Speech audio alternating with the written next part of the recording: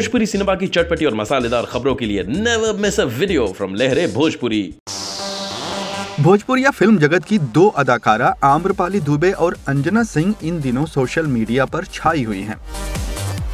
और इसकी वजह है इन दोनों पर फिल्माया गया गीत सौतनिया के चक्कर में, जो उनकी फिल्म मोकामा 0 किलोमीटर में फिल्माया गया था।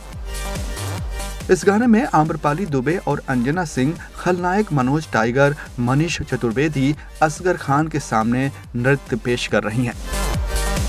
6 महीने पहले रिलीज हुई इस फिल्म को जितना दर्शकों ने पसंद किया था, उतना ही इस फिल्म के गानों को भी पसंद किया गया था। आम्रपाली और अंजना के इस गाने में इंदु, सोनाली और कल्पना ने अपनी आवाज दी है। आम्रपाली और अंजना के साथ फिल्म मोकामा 0 किलोमीटर में दिनेश लाल यादव निरहुआ नजर आए थे।